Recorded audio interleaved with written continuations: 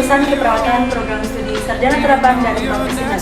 Di sini kami akan menampilkan referensi studi anatomi dan fisiologi pada tubuh manusia. Dan di sini kelompok kami beranggotakan. Perkenalkan, nama saya Aulia Suci Ramadhani. Perkenalkan, nama saya Bayu Pradana Putra. Perkenalkan, nama saya Karisa. Perkenalkan, nama saya Destiana Rahmawati. Dan saya Dewa Made Sumarayu. Selamat menyaksikan. Baiklah, langsung saja teman-teman. Apa sih itu anatomi? Anatomi berasal dari bahasa Latin, yaitu ana, yang artinya bagian atau memisahkan, dan tomi yang artinya iris atau potong.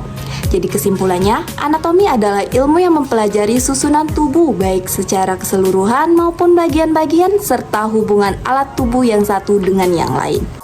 Posisi anatomi. Posisi anatomi adalah posisi khusus tubuh di mana orang berdiri tegak dengan kedua telapak kaki paralel dan mendatar di lantai. Kepala lurus dan mata melihat ke depan ke arah pengamat. Kedua lengan pada kedua sisi tubuh dengan telapak menghadap ke depan dan jempol mengarah menjauhi tubuh. Bidang anatomi pada anatomi tubuh dasar. Bidang anatomis adalah garis yang digunakan untuk membagi tubuh manusia.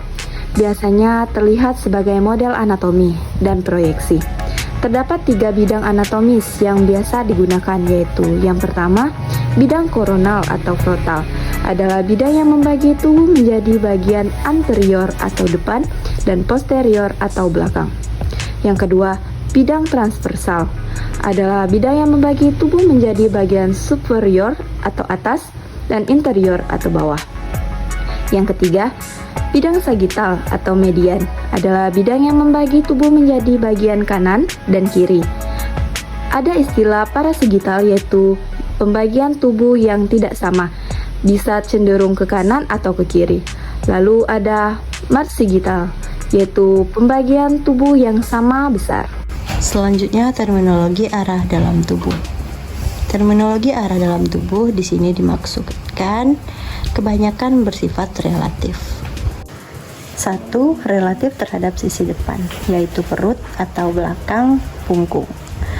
Yang pertama ada anterior di sebelah depan dari menuju arah permukaan depan. Posterior di sebelah belakang menuju arah permukaan belakang. Dorsal pada sisi punggung tubuh, ventral pada sisi perut tubuh. Yang kedua, relatif terhadap kepala atau ekor tubuh. Yang pertama, superior. Superior ke arah kepala atau atas. Inferior ke arah kaki, bukan kepala. Kuadal pada ujung ekor, kranial pada ujung kepala. Ketiga, relatif terhadap garis tengah atau pusat tubuh.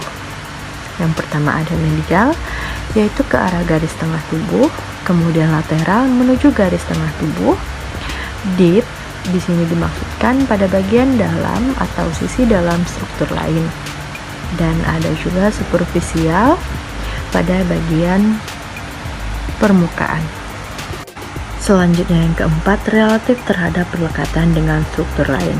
Yang pertama ada proksimal terdekat dengan arah perlekatan dengan batang tubuh. Dan distal terjauh dengan arah perlekatan dengan batang tubuh. Istilah anatomis untuk gerakan tertentu. Istilah anatomis untuk gerakan digunakan untuk menggambarkan tindakan otot pada tulang. Otot berkontraksi untuk menghasilkan gerakan pada persendian. Dan gerakan selanjutnya dapat dideskripsikan dengan tepat menggunakan terminologi. 1. Fleksi dan ekstensi. Fleksi dan ekstensi adalah gerakan yang terjadi pada bidang sagittal. Mereka mengacu pada peningkatan dan penurunan sudut antara dua bagian tubuh. Yang pertama, fleksi merujuk kepada gerakan yang menurunkan sudut antara dua bagian tubuh. Yang kedua, ekstensi merupakan gerakan yang meningkatkan sudut antara dua bagian tubuh. 2. Abduksi dan adduksi. Abduksi dan adduksi merupakan dua istilah yang digunakan untuk mendeskripsikan gerakan mendekati dan menjauh MI di lain tubuh. Yang pertama, abduksi merupakan gerakan menjauhi seperti menjauhi seseorang. Sebagai contoh, abduksi sendi bahu dengan mengayunkan tangan menjauhi badan. Yang kedua, adduksi adalah gerakan mendekati. Adduksi sendi Panggul adalah dengan menjauhkan kedua kaki. 3. Rotasi medial dan rotasi lateral. Rotasi medial dan rotasi lateral menjelaskan pergerakan tungkai di sekitar sumbu panjangnya. Yang pertama, rotasi medial merupakan gerakan berputar menuju. Yang kedua, rotasi lateral adalah gerakan berputar menjauh. Istilah ini digunakan berlawan arah dengan gerakan yang dijelaskan di atas. Selanjutnya, elevasi dan depresi. Elevasi mengacu pada pergerakan ke arah yang superior, misalnya mengangkat bahu. Depresi mengacu pada pergerakan ke arah yang inferior. Selanjutnya, pronasi dan supinasi. Bayangkan tangan Anda bertumpu pada meja di depan Anda dengan posisi bahu dan siku tetap. Putar tangan Anda ke punggungnya. Telapak tangan Anda ke atas, dan ini adalah posisi telentang. Jadi gerakan ini adalah supinasi. Sekali lagi, dengan siku dan bahu tetap, putar tangan Anda ke depannya, telapak ke bawah. Ini adalah posisi telungkup. Jadi gerakan ini dinamakan pronasi. Selanjutnya, dorsifleksi dan plantar fleksi. Dorsifleksi dan plantar fleksi adalah istilah yang digunakan untuk menggambarkan gerakan pada pergelangan kaki. Mereka mengacu pada dua permukaan kaki, dorsum atau permukaan superior dan permukaan plantar atau telapak kaki.